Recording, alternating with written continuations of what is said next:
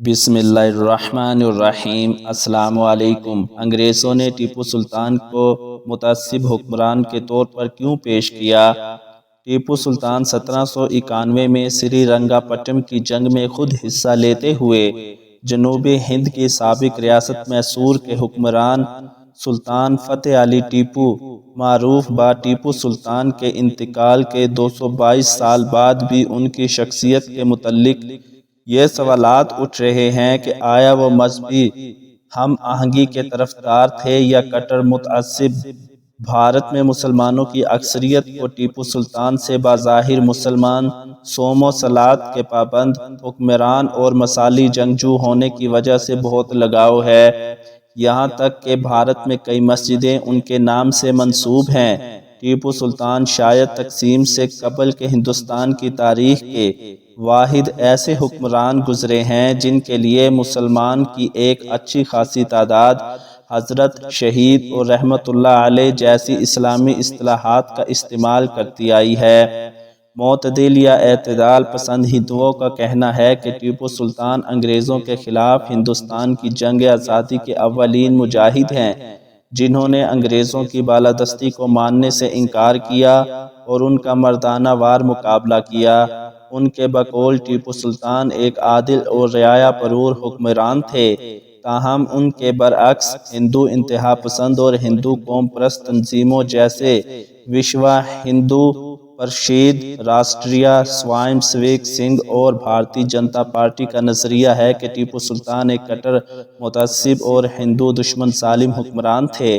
سن 2015 میں ریاست کرناٹک میسور میں سدھار میاں کی قیادت والی کانگریس کی حکومت نے ہر سال 10 نومبر کو حضرت ٹیپو سلطان جنم دن نامی تہوار کو سرکاری طور پر منانے کا اعلان کیا تھا، حالانکہ ٹیپو سلطان کا یوم پیدائش 20 نومبر ہے۔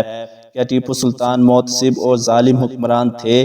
بھارت کے مسلمان اور معتدل ہندو مورخین کا کہنا ہے کہ ہندو انتہا پسند اور قوم پرست ہندو تنظیمیں ایسٹ انڈیا کمپنی کے تاریخ دانوں کے جھوٹے پروپیگنڈے کی بنیاد پر ٹیپو سلطان کو کٹر متعصب اور ظالم حکمران قرار دے رہی ہیں۔ ایسٹ انڈیا کمپنی کے افسر ولیم کرک پیٹرک نے اپنی کتاب selected letters of Tipu Sultan میں ریاست میسور کے حکمران ٹیپو سلطان کو ایک عدم روادار اور غضبناک یا بے انتہا مشدد قرار دیا ہے۔ سقوط سرنگا پٹم کے بعد ولیم کرک پیٹرک کو ٹیپو سلطان کے کاغذ کا معائنہ اور ترجمہ کرنے کی ذمہ داری سونپی گئی تھی۔ انہوں نے ٹیپو سلطان کے خطوط اور دوسری تمام تحریروں کو جمع کر کے اپنی مذکورہ کتاب سال 1811 میں انگلستان میں طبع کرائی۔ کرک پیٹرک نے اپنی کتاب کے دیباچہ میں ٹیپو سلطان کے متعلق لکھا ہے: ان خطوط کے آئینے میں نظر آتا ہے کہ ان کے لکھنے والے ایک ظالم اور بے لگام دشمن، ایک غیر روادار متعصب، ایک مشتعل جنونی، ایک سفاک و بے انصاف حاکم، ایک شوریدہ سر ظالم، ایک متشدد مذاکرات کار، ایک غیر سنجیدہ اور غیر متوقع جدت پسند اور ایک وسطاتی و خوردہ فروش تاجر تھے۔ ایسٹ انڈیا کمپنی کے ایک اور افسر تاریخ دان کرنل مارک ویلکس نے اپنی کتاب historical excuses of the south of India میں ٹیپو سلطان کو ایک کٹر متعصب قرار دیا ہے، جنہوں نے ان کے مطابق جبراً لوگوں کو مسلمان بنایا، اجتماعی ختنہ کروایا، مندروں کو ڈھایا اور ان کی جائیدادیں ضبط کی۔ ڈاکٹر شیخ مستان بنگلور یونیورسٹی کے شعبہ تاریخ میں بحیثیت پروفیسر تعینات ہیں۔ وہ ٹیپو سلطان کی شخصیت اور طرز حکومت پر کئی تحقیقی مقالے لکھ چکے ہیں۔ انہوں نے انڈیپینڈنٹ اردو سے گفتگو میں کہا: جن مورخین نے ٹیپو سلطان کو متعصب اور ظالم حکمران کے طور پر پیش کیا ہے، ان کا تعلق ایسٹ انڈیا کمپنی سے تھا۔ فرانسس بکنین ہیملٹن کو بھی ٹیپو سلطان کی موت کے بعد موصوف کی شخصیت اور طرز حکومت کو منفی انداز میں پیش کرنے کے مقصد سے میسور بھیجا گیا تھا، لیکن بکنین نے ایسٹ انڈیا کمپنی کی توقعات کے برعکس سلطان کی تعریف کی ہے اور ان کو چھوڑ کر نو آبادیاتی فکر رکھنے والے باقی تمام مورخین نے ٹیپو سلطان کو ویلن کے طور پر پیش کیا ہے۔ ہم ایک مثالی حکمران سے محض اس وجہ سے بیر نہیں رکھ سکتے کہ انگریز مورخین نے انہیں متعصب اور ظالم قرار دیا ہے، ہمیں اپنی آئیڈیالوجی کو ایک طرف رکھ کر تحقیق کرنی چاہیے۔ ٹیپو سلطان کی پالیسیاں اور پروگرام ہمارے سامنے ہیں۔ وہ ایک رعایا پرور حکمران تھے۔ وہ انگریزوں کو ہندوستان سے باہر کھدیڑنا چاہتے تھے۔ ٹیپو سلطان پر زبردستی مذہب تبدیل کرانے اور مندروں کو ڈھانے کے الزامات کے متعلق ڈاکٹر مستان کہتے ہیں، وہ 18ویں صدی کے حکمران تھے۔ ہم تب کے سیاسی منظرنامے کا آج کی صورتحال سے موازنہ نہیں کر سکتے۔ یہ سچ ہے کہ انہوں نے کورخ میں بعض سخت اقدام اٹھائے۔ اس کی وجہ یہ تھی کہ وہاں کے لوگ بار بار بغاوت کے مرتکب ہو رہے تھے اور وہ دشمن کی حمایت کرتے تھے۔ ٹیپو سلطان کے یہ اقدامات محض سیاسی تھے، ان کا مذہب کے ساتھ کوئی لینا دینا نہیں تھا۔ ان کے کئی وزراء اور افسر ہندو تھے۔ ان کے محل کے بالکل نزدیک سری رنگناتھ مندر ہے، جس کی گھنٹیاں انہیں ہر روز یہاں تک نماز کے دوران بھی سنائی دیتی تھی۔ انہوں نے کبھی اعتراض نہیں کیا۔ وہ مندروں اور مٹھوں کو بڑے پیمانے پر عطیات دیتے تھے۔ اس سے ثابت ہوتا ہے کہ وہ متعصب نہیں تھے۔ آج کی تاریخ میں ٹیپو سلطان کو محض ووٹوں اور اقتدار کے لیے متعصب قرار دیا جاتا ہے۔ جو لوگ ان کی مخالفت کرتے ہیں وہ بھی جانتے ہیں کہ ٹیپو سلطان کیا تھے۔ وہ حقیقت کا اظہار اس لیے نہیں کریں گے کیونکہ وہ سیاسی فائدے گنوا دیں گے۔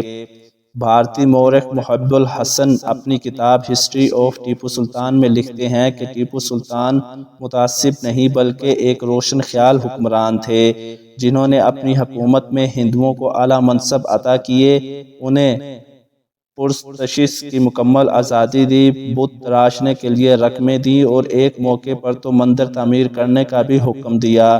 اس میں شک نہیں کہ ٹیپو سلطان نے کبھی کبھی اپنے ہندو رعایا کے خلاف سخت اقدامات اٹھائے، لیکن ایسا انہوں نے مذہب کی بنا پر نہیں کیا۔ اس کا سبب یہ تھا کہ ان لوگوں نے نمک حرامی کی تھی۔ ٹیپو نے بھی اپنے باپ حیدر علی کی طرح مذہب اور سیاست کو ایک دوسرے سے الگ رکھا، اور شاذ ہی انہوں نے انتظامی معاملات میں اپنے ذاتی عقائد کو اثر انداز ہونے دیا۔ نمک حرامی اور غداری کرنے والے مسلمان رعایا کے ساتھ بھی وہ یکساں سختی برتتے تھے۔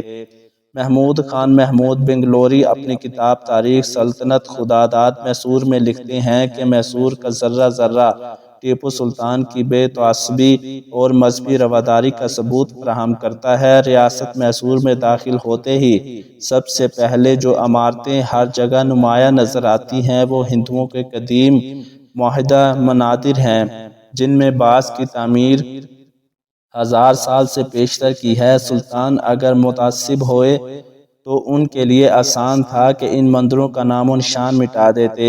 باخلاف اس کے ان مندروں میں سلطان کی دی ہوئی جاگیرات کے فرامین موجود ہیں، جن سے آج بھی فائدہ اٹھایا جاتا ہے۔ سلطان کا پایا تخت سرنگا پٹم ہر شخص کا دیکھا ہوا ہے، اور ہر سال ہزارہا لوگ اس کو دیکھنے کے لیے دور دور سے آتے ہیں۔ ریلوے اسٹیشن پر اترتے ہی سب سے پہلے زائر کی نظر ان دو بڑے مندروں پر پڑتی ہے جو اسٹیشن سے بالکل قریب ہیں۔ سلطان کا محل انہی مندروں کے بالکل قریب تھا۔ محل کے پیچھے بلکہ محل سے لگا ہوا ایک اور بڑا مندر ہے۔ بنگلور میں بھی محل سے لگا ہوا ایک چھوٹا مندر ابھی تک موجود ہے۔ اس کے علاوہ میسور کے علاقے میں سرنگیری، بیلور، نکھجن گڑھ، السور وغیرہ بھی ایسے مندر موجود ہیں جن کی تعمیر صدیوں پیشتر کی ہے۔ سلطان نے ان مندروں سے کوئی اعتراض نہیں کیا بلکہ انہیں اپنی طرف سے جاگیریں دی، اور یہاں کے گروؤں کی اس کے ہاں حد درجہ وقت تھی، جس کا ثبوت میسور کے محکمہ آثار قدیمہ کے آرکیولوجیکل رپورٹوں سے بخوبی ملتا ہے۔ محب الحسن لکھتے ہیں کہ ٹیپو سلطان نے ہندوؤں کو پوجا پاٹ کی مکمل آزادی دی تھی، یہاں تک کہ سری رنگناتھ کا مندر قلعہ سرنگا پٹم کے حدود میں محل سے صرف 100 گز کی دوری پر واقع تھا، جہاں سے سلطان روزانہ مندر کے گھنٹوں کی آوازیں اور برہمن پجاریوں کے بھجن سنا کرتے تھے، لیکن انہوں نے کبھی بھی اس میں مداخلت نہیں کی۔ ہندو انتہا پسند تنظیموں کا نظریہ یہ ہے کہ ٹیپو سلطان ایک کٹر متعصب اور ہندو دشمن ظالم حکمران تھے۔